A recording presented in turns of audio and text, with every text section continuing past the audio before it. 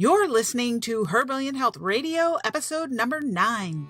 She used to deliver babies, but now she delivers exceptional wellness for women. Welcome to Her Brilliant Health Radio, where holistic women's health expert and board-certified OBGYN Dr. Kyrin Dunston shares revolutionary insight from leading experts on what you need to know today to treat the root cause of disease, heal, and create the radiant health you've been searching for. I'm Dr. Kyrin. Today, I'd like you to help me welcome my guest, Dr. Shiroko Sokitch. Dr. Shiroko is the owner of Heart to Heart Medical Center in Santa Rosa, California, which has been open since 1993. She's coming up on her 25th anniversary. She's an expert at using many modalities to bring your body into balance and wholeness. And she specializes in acupuncture, chronic illness, pain treatment, hormone balancing, bioidentical hormones, digestive problems, and brain chemistry balancing. She's trained in general surgery, and she worked as an emergency room doctor for 10 years while attending acupuncture school. And this gave her a broad range of medical experience. In addition to practicing integrative medicine for almost 25 years, she hosted a public access TV show, Perspectives on Healing, for 2 years. She's been writing a blog for 20 years and is writing her second book, Healing When It Seems Impossible, which will be out in the fall in celebration of her 25th anniversary. Shiroko and I met at a networking group and supportive group that we belong to for healthcare entrepreneurs several years ago, and we instantly connected. She has a warm, loving, just face and demure energy and kind embrace. Being around her is so easy, and it's lovely. You can feel that she is a love-based person when you're around her. People love being around Shiroko. Please help me welcome Dr. Shiroko Sokitch. So welcome, Shiroko. It's so wonderful to have you here, and it's so wonderful to see you. I haven't seen you in so long. It is so great to see you. We need to get together in person, I think. Yes, we do. We do. Yeah. And we will plan that. So I know that you've been up to a lot. You are pregnant with a book that's about to be birthed and lots of other projects. And tell me kind of about your book and how it came into fruition and what it's all about. Well, it's had so many renditions of itself that, but I feel like it's, literally when you said I'm pregnant, I'm like, what? I am? No, but I have been. It's been it's been a project of trying to find what is really most important, and and solidifying what I do, and so finally in September, I've been working on it for a while, obviously, but finally in September, what it really was about came to me, and it's healing when it seems impossible. And part of it is because of certain things I've been through that I've healed inside of myself. Part of it is things that my patients have been through. And I finally realized, this is what it means. And it's about defying the odds and coming to a place of healing beyond the physical. Beyond the physical components of yourself, and really reaching a place where healing is encompasses all of your life. And so, but it took me, a few years to actually come up with that title and to really embody that and to really know that that was the truth of what I do and the truth of my own journey. So. Well, yeah. And it makes sense to me with what you do, because you're an MD and you're an acupuncturist. And something that's fascinating to me is the energetic body that's really disregarded in Western medicine. Yeah. And so when you talk about healing, kind of defying the odds when it seems impossible, to me, it seems like you have to reach to that energetic body. Yeah. And that, can you talk about that and what's involved? In the healing process, or getting to that point? In defying the odds, in healing when it seems impossible. Yeah. What is involved with that? So, it's interesting because the challenge that is, I'm going to talk about my challenge. And so as an example, because it took me through a journey, it showed me what it really meant. And so over the course of my own life, like as a child, I had irritable bowel syndrome. I was diagnosed with irritable bowel at age 16. And they tried to give me Valium. Oh my gosh. And my family, my mom was kind of anti-medicine, and I had, I decided when I was 5, I wanted to be a doctor, because my great grandmother was my very closest person in my life, and she collapsed in front of me one day, and I never saw her alive again after she had collapsed. It was a big, everything happened. She was taken to the hospital, and my mom told me her heart had stopped beating. And on the day that she told me that, I was like, well, what can I do to make it beat again? So I had this passion to create a miracle, to create something that would help people live, and so my whole journey has been about finding ways to help people have a better life and to heal myself. And then I had this irritable bowel diagnosis, and I was like, okay, well, I'm going to be a doctor. I'm going to figure it out, and it's going to be part of everything. And then, I go through medical school and I go into surgical residency, and in surgical residency, I went into surgical residency because it was the first time I got to save a life was in surgery as a medical student. And it was so exciting, and I was like, oh, this is what I want to do. But then in residency, I realized that wasn't all that it was about, so like I've evolved over the years. And then in the last 10 years, I went through a divorce, and in the divorce, it was a heartbreak. He was my soulmate. I was heartbroken. I went through a lot, it's like I basically lost everything and had to start my whole life over. I had to start my whole person over, because how I defined my life was based on that. Mm-hmm. And so that wasn't as much a physical challenge, but it was an emotional and spiritual challenge, and it redefined who I am. And it took me to a whole new place. And it really did at the beginning seem impossible that I would never heal from that heartbreak, And it was through love that I came to a place where through the love of my friends and through the love of my practice and the people that I work with, and my commitment to healing, that I began to come out of it, and resurface. So I felt like I defied the odds, and I healed when it seemed impossible. And so all of these pieces, all of these elements have kind of come together over the course of the years. And so there are 7 keys to defy the odds. Do you want me to tell you what those are? Yes, please.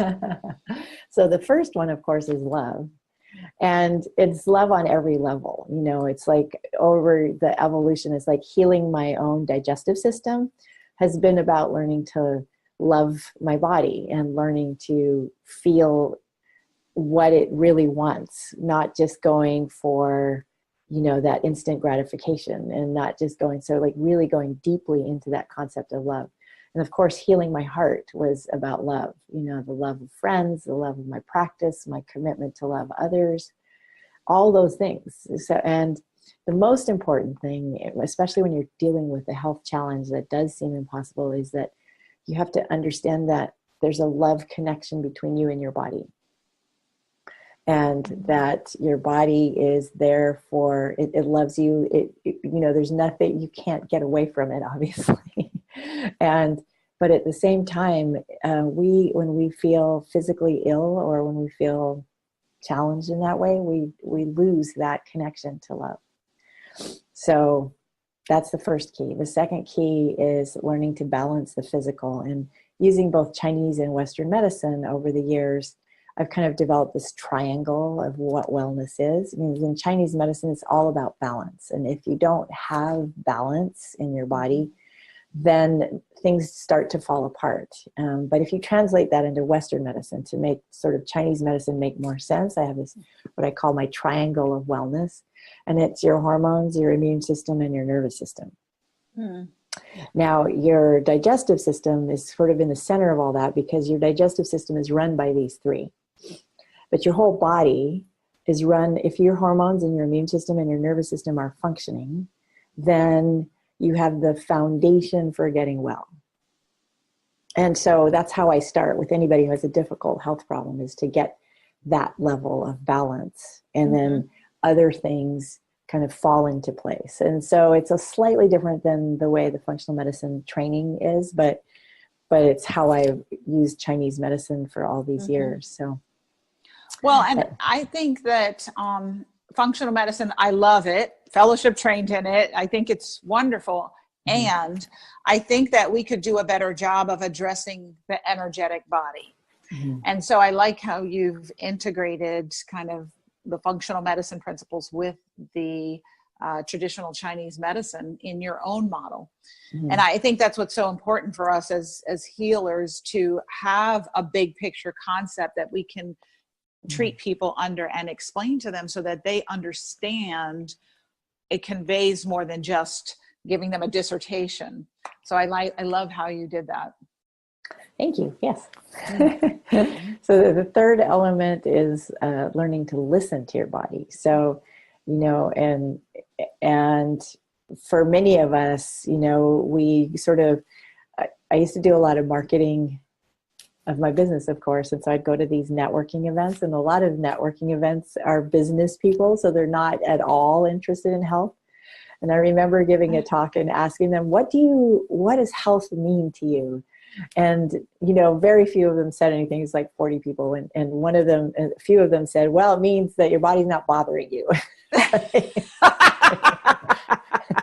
And that's kind of what people think, right? It's like, your body's not bothering you, I'm fine. You're good. Know? So like, yeah. And some people, like I've done this a lot. So like, I'll ask, well, is anything, you know, I'll be giving a talk and I'll pull somebody up to the front of the room and I'll ask them, well, so you have any health issues? Oh no, I got nothing. And then I'll ask a few more questions. And then, oh yeah, well, you know, I have heartburn every day, but I take Tums and I live on Prilosec, so I'm fine. So I'm fine. I'm like, no, you're not fine.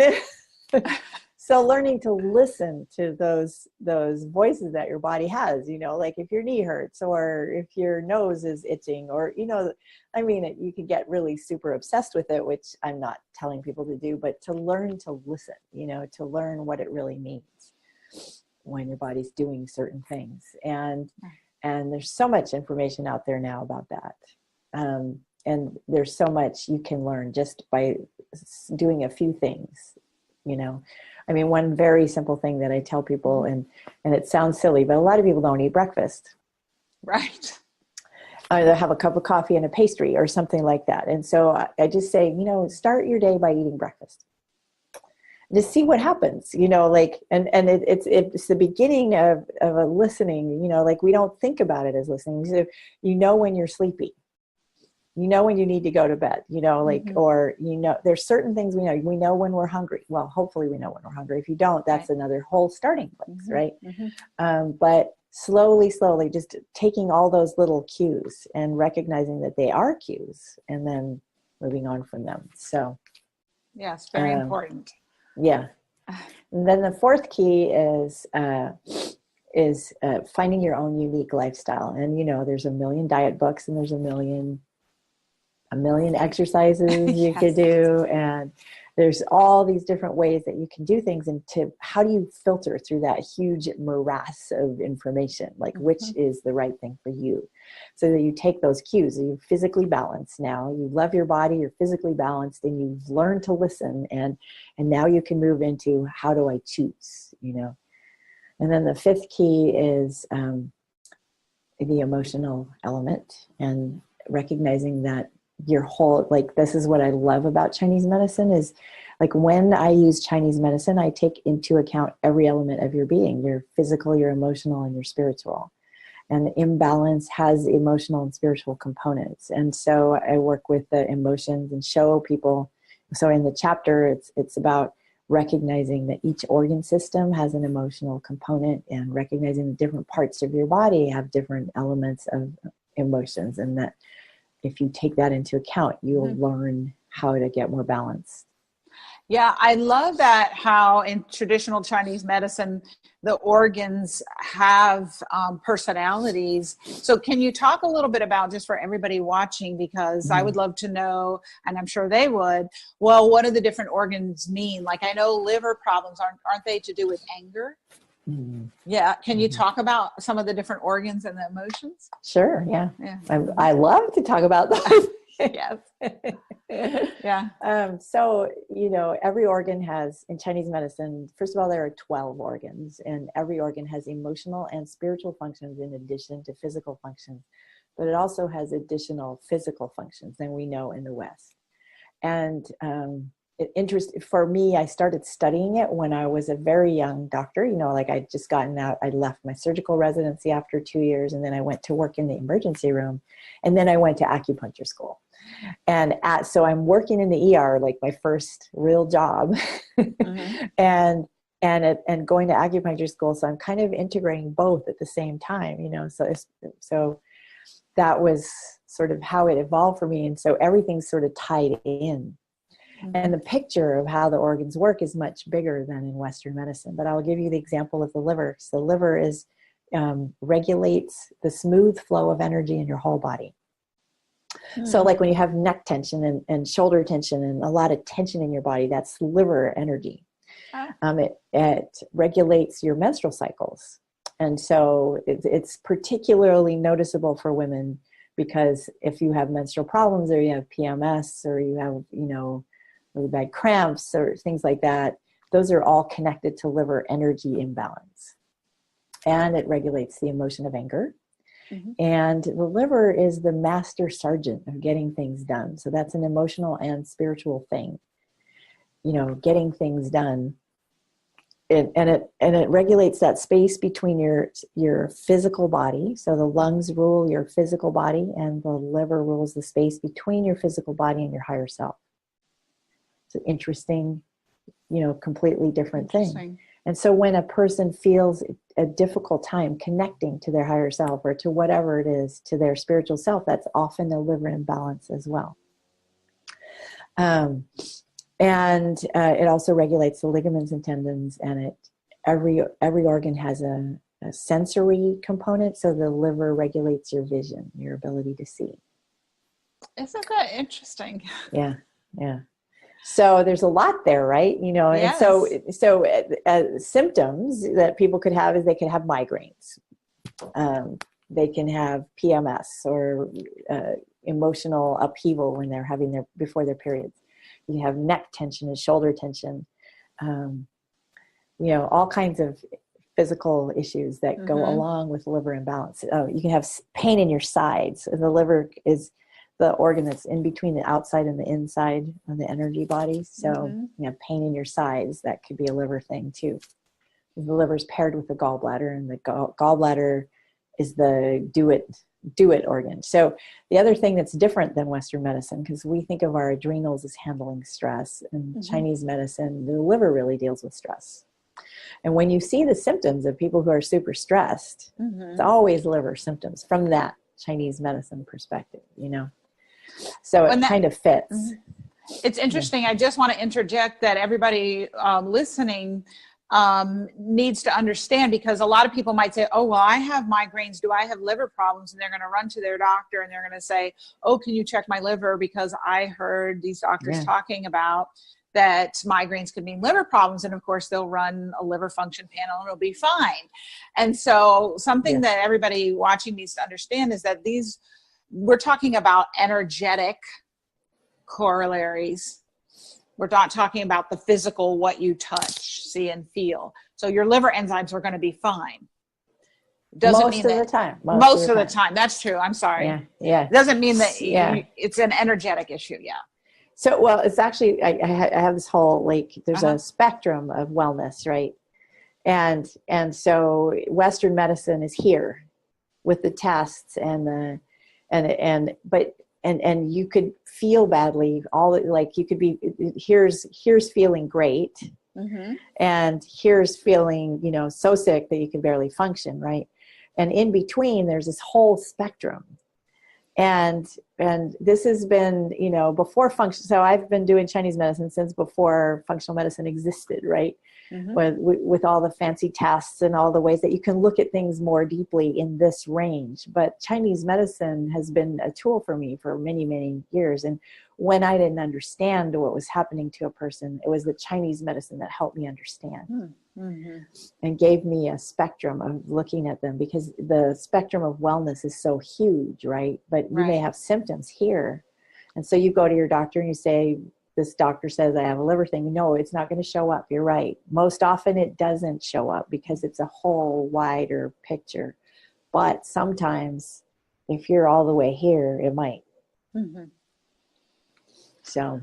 Right. And I love that you're explaining that, because I do try to help people understand when I teach them, because weight loss is one of my passions, that it's not just the physical issues. Yes, we talk about hormone balancing, detoxifying, what I call nutrification, but it is fixing or addressing that mental, emotional, spiritual, energetic body that's bigger than you are. And so that's a new concept for a lot of people. Yeah. So what else are the keys? Yeah. In your book. So the fifth key is maybe my favorite. I'm not sure. They're all really super cool, but is never give up. And it's about the hero's journey. So when you have, so there's so many hero's journeys, right? And they're always about something outside of ourselves. You know, something, you know, like you got to go rescue a princess, or you got to go save the world. But when you have a physical concern, you know, just most of what I deal with, but when you have a physical concern, the hero's journey is completely inside of yourself. And it's finding your way through that, you know, getting well, never giving up, finding the right people, finding the right answers. And it can be so difficult. You know, my journey of healing my intestines has been, and you know, part of it for me, I think, has always been that because I teach people about wellness, I have these journeys that go on and on and on, because I have to learn all the different ramifications, you know. So food allergies, I went through the food allergy thing. I went through the infection thing. I went through the SIBO, small intestinal bacterial overgrowth. And you know, each level of working on healing this, my digestive system has been a different component and a different piece of the information, but it's been a journey of years, which now has me an expert on digestion and helping people, you know, on every level. Food allergies, infections, and hormone components, and emotional component, you know, like everything that's tied in with that one concern. And that's the thing, is whenever you have a physical concern that's difficult, you know, like if you just have you have a cold and it goes away in a few days, right? So that's simple. And so then you don't delve deeply into the healing of it. But if you have a health concern that goes on and on and on, and you feel crummy forever and ever, that's a journey you're on. And to get to a place where you finally feel well on every level, that's what the hero's journey is about. Well, and I love the hero's journey too. I remember the first time I heard about it, I had gone to a retreat at Kripalu in Massachusetts, and a woman named Christine Warren had offered a workshop on the hero's journey. I said, well, that sounds interesting. And I went and I learned about Joseph Campbell's hero's journey. And now I see that it's kind of what we do in our lives, and we do it in all areas, and we do it over and over. But could you talk about, because a lot of people have never heard of that. What is the hero's journey?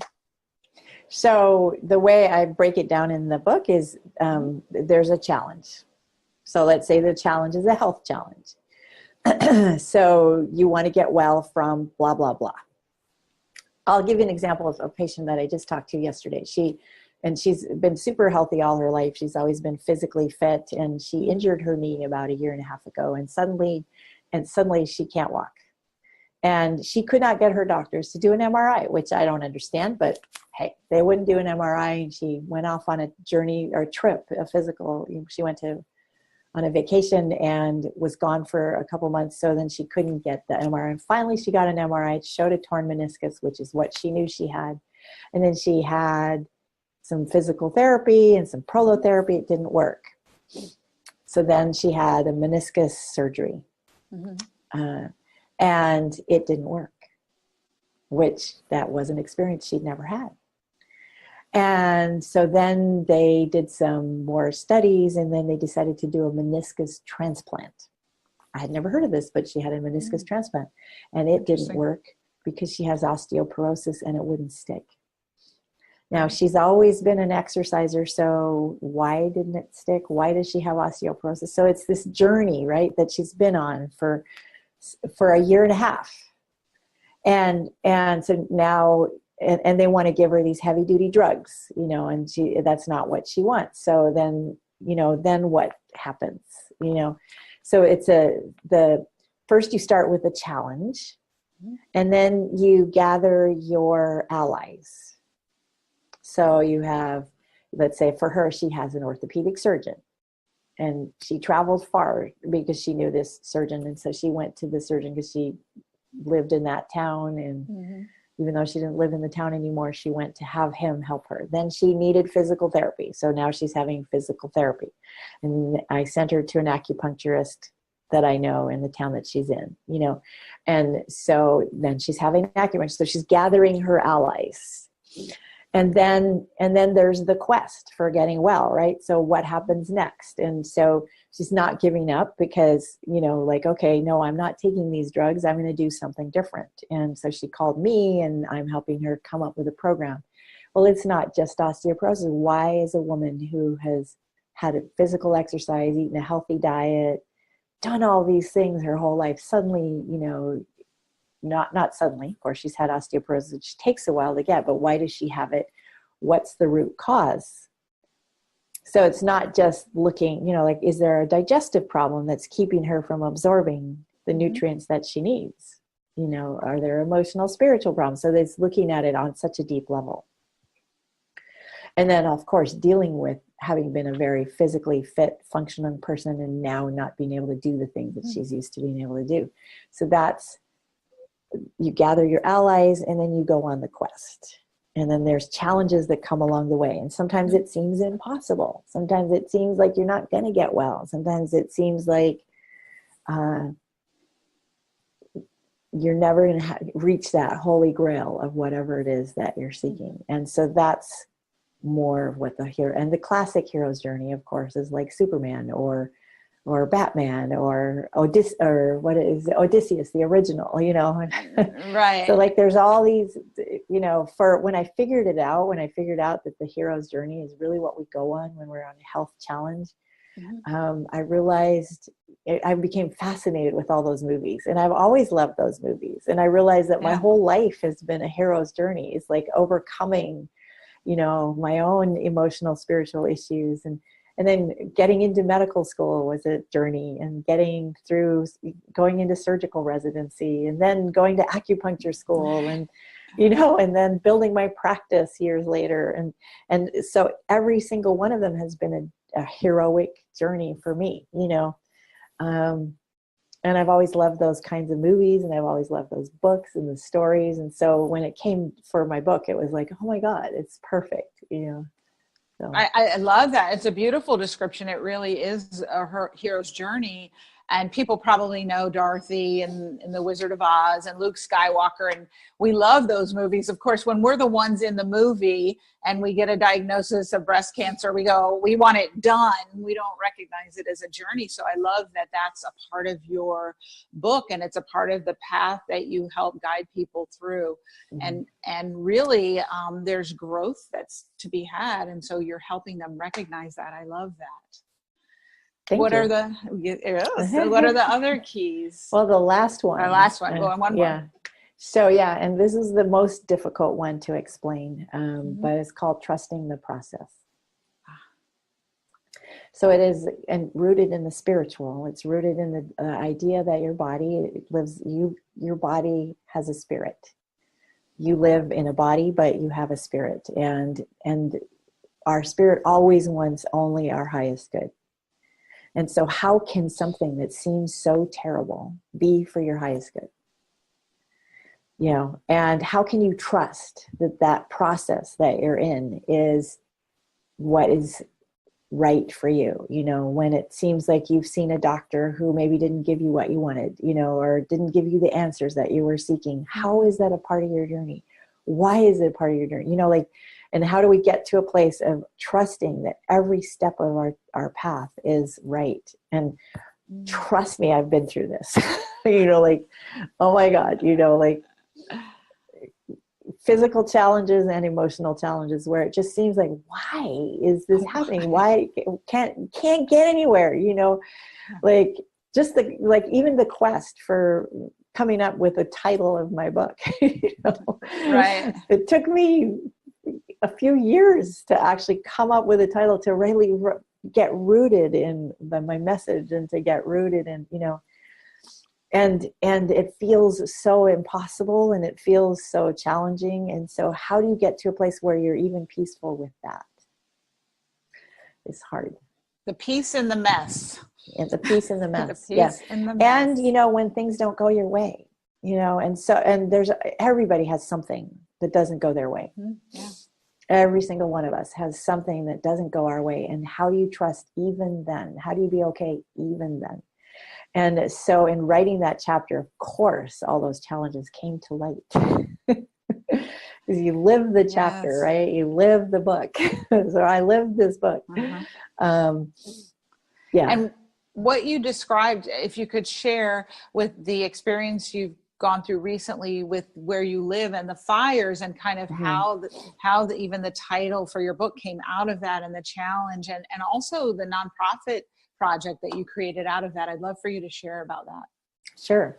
Actually, I came up with a title a month before. And so my office is in Santa Rosa, and in the fall of last year, when I had just gotten back from Italy, one day before the fire started, and I woke up in the middle of the night and I smelled smoke, and I didn't know why, and I have a really good sense of smell, and I just sort of ignored it, thinking, well, I smell things all the time, so I just was like, but I walked around my house, making sure that my house wasn't on fire, first, just to make sure, because it smelled pretty strong. And my office is in the middle of the fire zone, but my home is not. So I actually smelled the smoke from quite far away, but then found out the next morning that my office had been evacuated, and my staff had been evacuated from their homes because they lived right by there, and that Santa Rosa was on fire. And kind of it's this experience of, nothing's happening, and then all of a sudden something huge is happening, and I couldn't go to my office. I couldn't take care of my patients, and all my patients are in trouble because they're losing their homes or they're evacuated. People are breathing smoke. That's the air quality was worse than Beijing for Oh my gosh. a couple of weeks. And we didn't, we didn't have masks because all the masks were, taken up right away. And I mean, there's so many things that happen, but it became this, how do I help people? But first there's that feeling of helplessness, where, whoa, my office was less than a mile from being burnt down itself. If the winds hadn't shifted, I would have lost my office. And yet the most important thing was, okay, here's people in trouble. Here's something that's happening. I need to figure out how to help people. I had to call every one of my patients. My staff everybody was in complete upheaval. Mm-hmm.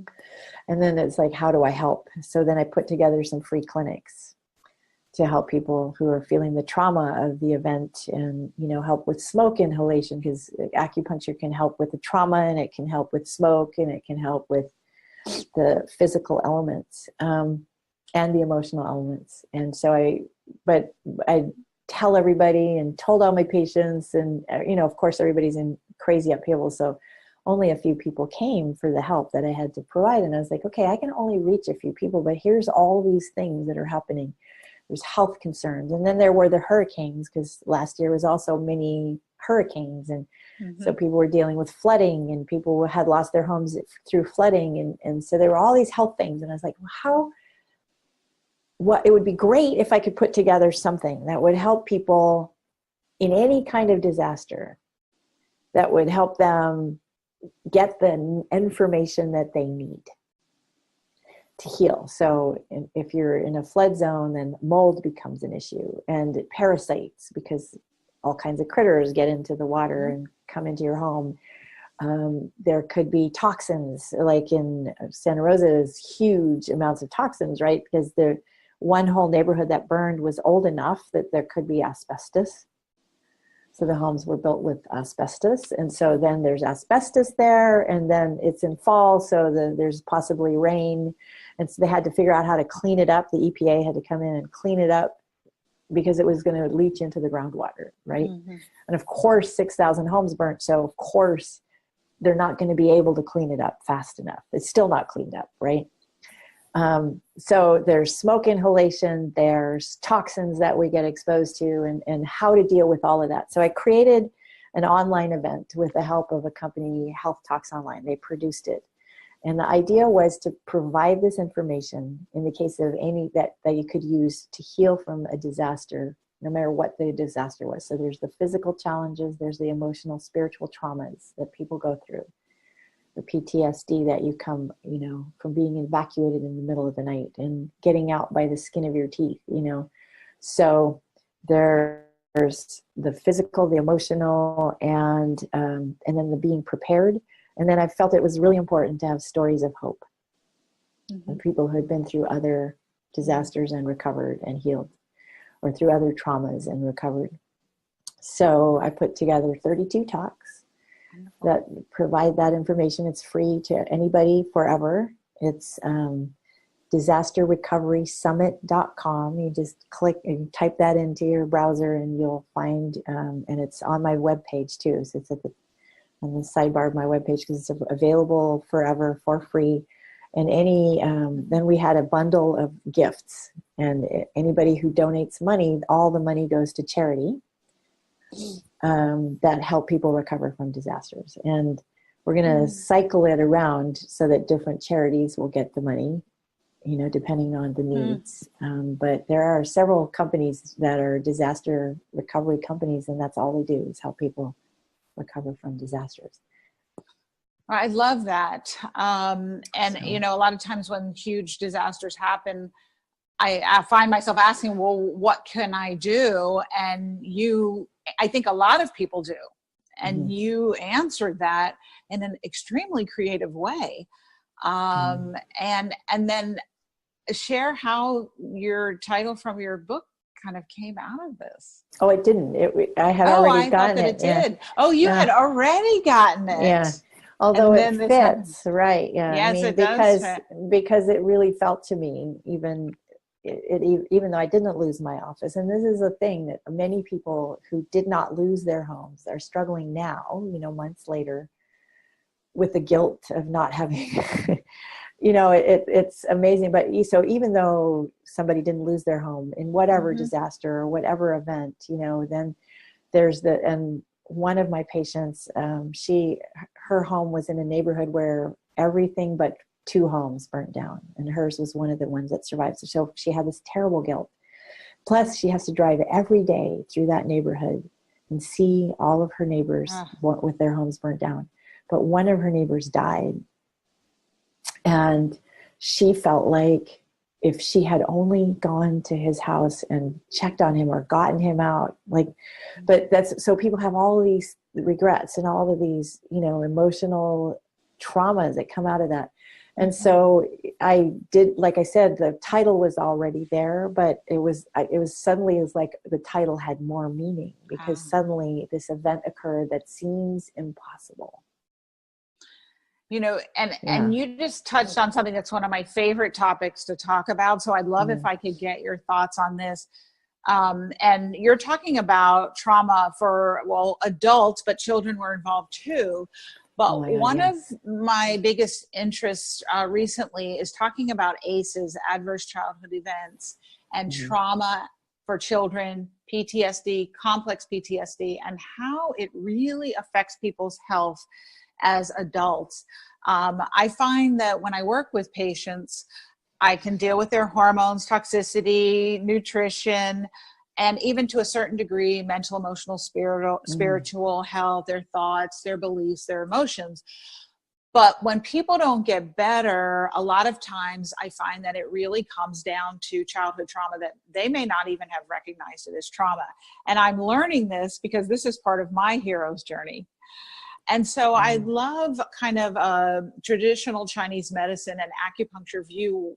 What are your thoughts on how this manifests in the body, physically, energetically as children, and what's essential for healing as adults for that? Well, all of those 7 keys are really essential. I mean, you know, I come from a very abusive family and from a very, so the healing journey that I've been on has not just been physical, or it's also been deeply emotional. When I left my residency, I hit a crisis because I had finally achieved my lifelong goal. And then suddenly the childhood traumas began to come back, and functioning was difficult.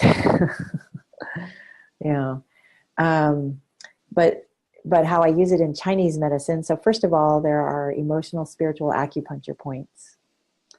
And I've developed some acupuncture treatments that are for healing PTSD. So, of course, I'm doing them a lot right now because I'm seeing a lot of people who have PTSD from the fires and from various events. But there's a series of acupuncture treatments, and I always say it's like you've never been the same since. But for a child who's been through, like it started at birth for some people. It did for me. It started at birth, and it just, so recovering from that, really the biggest, most important thing I think is love. Love and learning, like, to really deeply connect to love, and to surround yourself with the people who love you, and to build that love connection in every possible way, because that heals the heart. And there's science behind this, the Institute of Heart Math, where you learn how to breathe and connect to your heart. But the more you breathe and connect to your heart, and the more love and support that you have, of course, it's not all there is, because there's so many, people have flashbacks, and people have experiences that come back around over and over and over again. And those are, they have to be dealt with, So some of the speakers on my event, so even though it's called a disaster recovery event, it's good for every kind of trauma. But I have a woman who does EMDR, and I have a tapping person, and I have several other kinds of therapists who talk about the different modalities of how to heal from these kinds of events. And there's so many different tools that we have available in our modern times, but I think that nothing happens in isolation. So, you have emotional traumas, they affect your physical body. You have spiritual lessons, they affect your physical body. Everything's connected, and it's intricately connected. And so the healing journey for any of those things involves your physical, emotional, and spiritual path. And you need to address it from all of those levels. And it is a hero's journey. So some people were basically born on a hero's journey from the day that they're born, Yay, hero's journey. And when you're small and you're young, it's harder to, of course, work your way through that. Well, because when you grow up in kind of a paradigm that is abusive, and it's teaching you and training and conditioning your thought patterns and your beliefs, you're in the picture, so you don't necessarily recognize that there's a dysfunction there until you start having realizations at whatever age, and it's been over the past, especially the past few years for me, and it was earlier for you. And then when you're in that picture and realizing that your entire thought process was created, and you maneuvered through life through it, and then you realize that there are some faulty processes in the hardware and software, getting outside of that is sometimes challenging. I know for me, and I've seen it with other people that I've worked with. And so I love that you have tools available for people. Yeah. Yeah. It's never easy. Yeah. But if you have that hero's journey, like my friends say that I always have this sort of like, let's do it, you know? Yeah. Yeah, but that part of it is that the level of trauma that I experienced as a child is like, there's so many ways to go, but I became fierce, you know, like, it's like, I'm going to get out of this, but I didn't realize it was because of that. Like you said, I didn't know that that was traumatic. That was just how life was. Right. And then in hindsight, you go, oh, wait, not everybody has a life like that. Right. Not everyone grew up in a difficult situation. Yeah. Well, I think a lot of people do, because everybody has their challenges. Yeah. But some of them are extremely terrible challenges, and some of them are, you know, their mom wouldn't let them eat granola or something, you know. Right. But still, it's still you know, I've dealt with people who have issues about those, you know, the level of perfection that they're required to achieve, you know, so they were maybe not necessarily abused, but their parents demanded perfection. Right. So, and that is a form of abuse. Yeah, right? That's another kind of, and it creates a whole set of, you know, so the ACEs definitely, you know, do you want to say what they are? There's the adverse childhood events. Adverse childhood events. It's a test you can take, and there's all these questions that you're asked, and you get a score, and the higher your score, the more your physical body is affected by the impact of that level of trauma. So, and I'll post the links to that and your site, and also the recovery program that you did on below this, so that everyone can have that. But yeah, you can go online and you can take the test and see how many ACEs you have, and the number that you have corresponds usually to the number of diagnoses and medications and health problems that you will experience as an adult. And so there's a big move afoot to really start looking at addressing the trauma from these ACEs as a part of helping people heal. And it's something that I'm very interested in and helping people to understand, because I do find that a lot of people do not think that they had a traumatic childhood. And I would say myself included until the past few years. Sure, I knew it was dysfunctional, and I could list some of the things that were dysfunctional, but my mother used to say, we put the fun in dysfunctional. It was kind of a joke that we were dysfunctional. But, you know, from the outside, my family looked pretty good. Everybody was a college graduate. We always had food and a roof over our heads. And so it looked pretty good. There was nobody hitting anybody, but there were a lot of emotional and other issues going on that just till recently came up. And I find that with my patients too. When I work with them, they say, oh no, everything was fine. And so I think this test is a nice start for people to start getting out of denial and maybe having a reality check. Well, maybe it wasn't so perfect. And maybe my emotional needs weren't met so much. So thank you for sharing that. Sure. I have to ask you about my other favorite topic, which is weight loss, if you have time. Of course, yeah. So weight, and I know that that's never the only problem, and that's actually the first step. I tell people, you got to be honest. It's never the only problem. You got to be honest about all the health problems you have, because they're all related. They all come from the same root causes. But in general, is there a theme that you see from a Chinese medicine perspective with people who come to you where weight is one of their issues? Well, you have to keep in mind that I see people who have been challenged and they're not getting what they want, right? So they've done the diets, they've done the exercises, they've done pretty much everything, and they haven't lost the weight. And so by the time they get to me, they're not the kind of people who, you know, they go on Weight Watchers, they lose 20 pounds and they feel great. These are people who have struggled. And so it's never just one system. But when I see a new patient and they say weight loss is my issue, I go through the same set of questions that I go through for everybody else, because it's not just weight loss. And you know, I analyze all of the organ systems.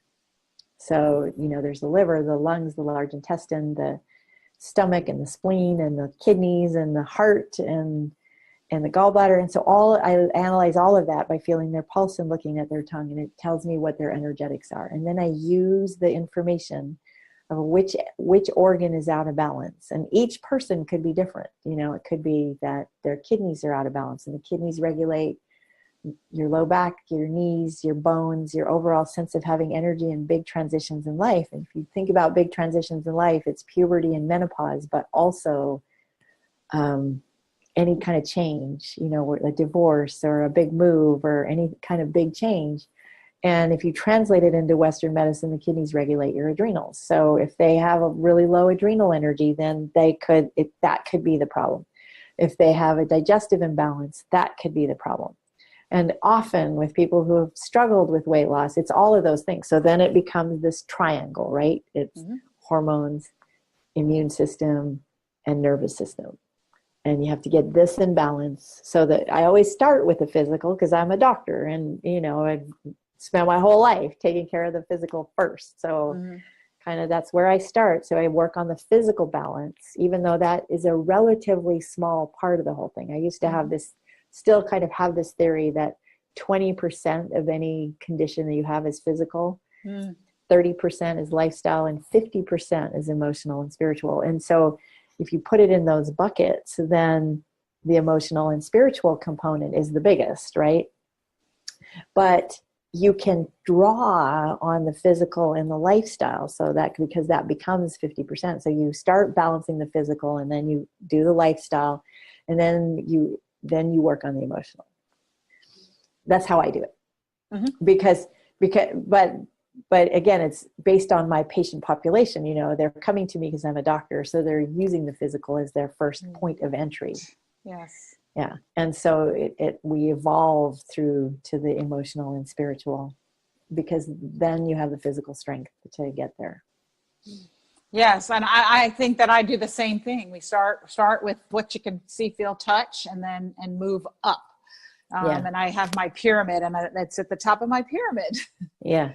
Although it's the biggest part. So it is the biggest part. It should. It should go like this.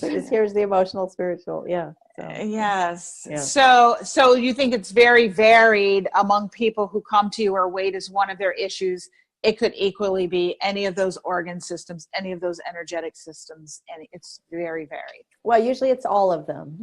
Because usually it's hormonal, digestive, you know, and it's usually all of those things.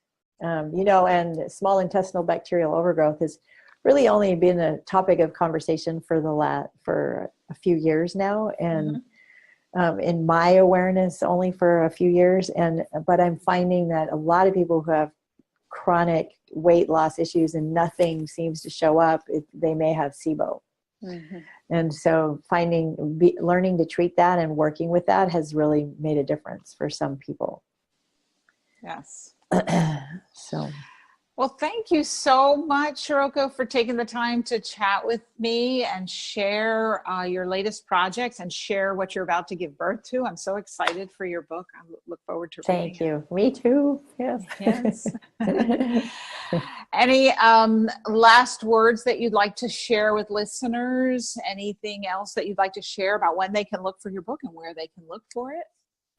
Well, it'll be on Amazon. Yes. And I'm going to launch it in fall. So in September, I'm going to launch it, because that's the 25-year anniversary of my practice. My practice is Heart to Heart Medical Center. So I'm going to launch it kind of along with my anniversary, because I thought that would be good. Yes. But, you know, I really just want to say that whatever situation you find yourself in, there's always hope. And sometimes things look really dark and feel really difficult. If you find yourself in one of those situations, there's always going to be a light at the end of the tunnel, and things are always going to change. So even if they're difficult now, there's hope. And I think that's the most important thing, is really coming to that place of recognizing that there's hope. Then otherwise it's hard to go on. Yes, it's the most important thing to remember. No matter how dark it seems, the sun could be right around the corner or right behind that next cloud. Yeah. going by. Yeah. Yes. So thank you so much. Much gratitude to you for Thank you. sharing yourself with us. My pleasure. Thank you so much for having me. Thank you for joining me for this episode of Her Brilliant Health Radio. Hopefully you are inspired to take action on some new information you received today. A step towards the bountiful, blissful, beautiful vitality that you deserve. If you have health topics and questions you'd like addressed, please message me on my Facebook page or visit KyrinDunstonMD.com and let me know. I'd love to help. Remember to share this podcast on social media and send it to your friends and family who could benefit from it too. If you love the show, please go right now to iTunes, write a review, and make sure to subscribe to the podcast so you'll be the first to know when future episodes are available. Thank you again for joining me, and remember, achieving optimal health isn't magic, it's science.